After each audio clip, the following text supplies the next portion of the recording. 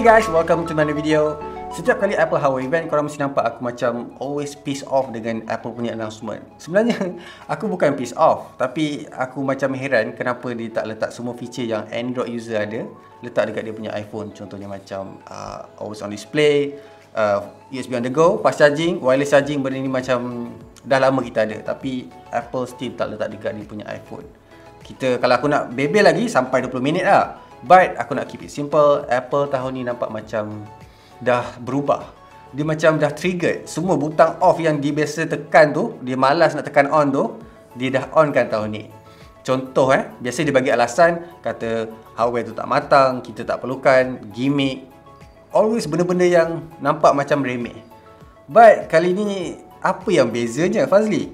Alright, sebelum tu aku kena unbox dulu iPhone 11 Pro biasa ni. Tapi ni warna gold sebab aku tak suka warna hijau. Nampak macam grey je. Tak ada beza, but this one is look pretty lah untuk mata aku. So, kita akan unbox iPhone 11 Pro ni dulu sebelum kita cakap lagi. Okay, iPhone 11 Pro yang aku beli ni dekat Lazada. Sebab dia ada Lazada Care Plus. So, kalau aku jatuhkan ke, aku boleh gantikan je tanpa extra charge. Alright, bila kau buka je kotak ni, kau akan nampak terus iPhone 11 Pro, which is warna gold. Aku sangat suka sebenarnya texture dia dengan macam ni, boleh kata matte finish lah. And then dia punya lens tu macam pelik sikit, aku kena biasakan dulu. Lepas tu dalam kotak ni kau nampak akan ada user manual. Aku tak tengok pun, to be honest, sebab apa kau nak tengok. And then finally kita ada USB PD charging. Dah lama dah kita minta benda ni, finally Apple letak juga. Walaupun orang lain dah pakai sampai 40 watt kan, tapi still a warm welcome daripada Apple. And then AirPods, usually aku tak guna, tapi it's nice to have. And then kabel ni mahal juga kalau kau beli dekat kedai, RM98 satu. Tapi nice lah, USB-C ke Lightning connector. Aku actually suka dengan warna emas ni, sebab XS Max pun aku beli warna emas. So tak heran lah, sebab aku tak suka warna hijau tu. That's why aku akan hidupkan dulu. Aku rasa pilihan aku tepat sebab aku suka texture dan juga warna emas yang dibuat dekat iPhone 11 Pro. Aku pun antara yang beratur beli iPhone 11 series, tapi niat aku sebenarnya suci.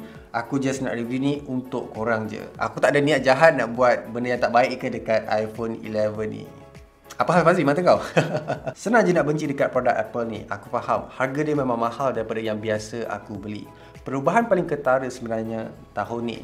Kalau tengok balik pada tahun 2014, Apple announce iPhone 6, iPhone 6 Plus. At that time, Apple break the rules. Dia kata sebelum ni, phone sepatutnya boleh guna sebelah tangan. Tapi bila dia buat 6 Plus tu, orang lagi suka sebab semua Android phone dah makin besar, 5 inci sampai 6 inci.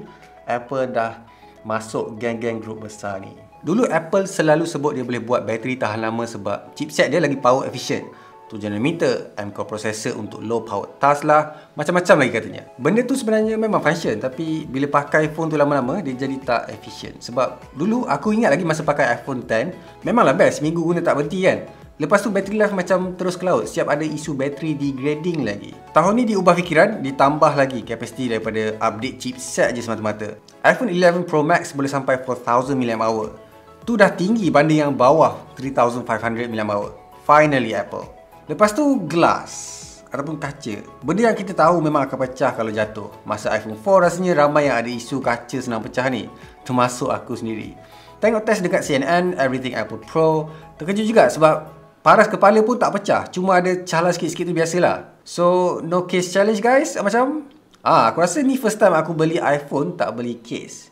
Challenge accepted. Aku tahu Android phone dah lama pakai wide angle, tapi akhirnya Apple adapt juga dengan persekitaran dia. iPhone user dah lama terliur tengok kita sebagai Android user ambil wide angle shot sana sini. Bukan belakang je, depan pun wide angle juga dengan sensor 12 megapiksel, siap boleh rakam 4K 60fps lagi yang buat Android mereka tercungak-cungak nak kejar. Lepas tu slow fizz. Actually aku tak percaya aku boleh cakap macam ni, tapi currently Apple nak hidupkan trend kamera depan, which is Apple tak pernah bangga pun dengan kamera depan dia high res sebab ni first time lagi tinggi daripada Samsung. And then there's night mode. Yes, aku tahu ramai yang akan kata Android dah lama dapat, tak boleh lawan lah Huawei Mate 30 punya OG night mode katanya kan. Kita patut berkawan dengan iPhone ni bagi dia rasa dialu-alukan dulu. Lepas tu malukan dia dekat Twitter. Upgrade yang aku rasa macam korang takkan rasa perasan sangat ada juga.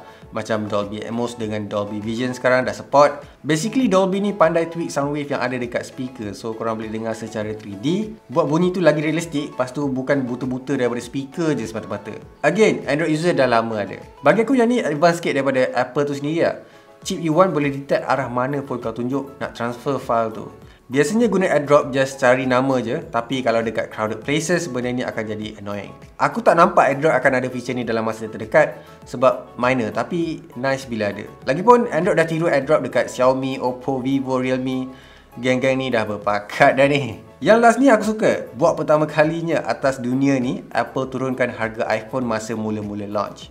Sebab biasanya kalau tengok dia punya pricing akan naik 300, 400, tapi kali ni tak. Okay, stop. Aku bukan kata iPhone ni murah tau. RM3,000 ke atas bukan senang nak beli tau. Aku just nak highlight kan harga dia turun je. Alright. iOS 13 buat banyak changes yang aku suka. Macam dah boleh support hard drive dan juga pen drive. Of course lah kena guna dongle. Tapi tak macam sebelum ni lah. Langsung tak boleh guna. Akhirnya Files app tu ada juga function dia Apple. Alright. Aku admire Apple sebenarnya. Hardware wise dia tak pernah bagus pun. Kalau aku tengok spec sheet dekat atas kertas, aku akan cakap, what year is this? Tapi orang still constantly beli iPhone tu. Sebab orang suka dia punya iOS exclusivity dengan Apple ecosystem. Buatkan orang nak beli Apple produk yang lain. Contohnya macam Apple Watch, iPad, iMac. Tapi yang buatkan aku terkilan sikit lah bila dia tak support iOS 13, tak support VP9 lagi, which is no 4K for you guys. 2K pun sama. Lepas tu dia punya screen ni tak support split view. Screen besar macam ni still tak support. And then 3D touch tu RIP. Selepas 4 tahun kita bersama, harap kau tenang di sana. Tapi jangan lupa iPhone 11 Pro ni Apple still tak enable lagi Deep Fusion. Apple cakap dia akan datang maybe bulan 10 ataupun bulan 11 ni, which is aku sangat excited. Masa presentation dia cakap gambar tu akan lebih sharp daripada biasa sebab dia akan ambil 9 total gambar bila kau tekan shutter, which is gambar akan lagi sharp lah ikut kata dia. Which is aku berminat nak tengok apa yang Apple letak dekat atas meja kita ni. Alright guys, aku rasa tu je lah kot. Aku bebel, aku harap korang dengar apa yang aku cakap. Macam biasa, stay awesome and keep smiling, and I'll see you guys on my next video. Bye!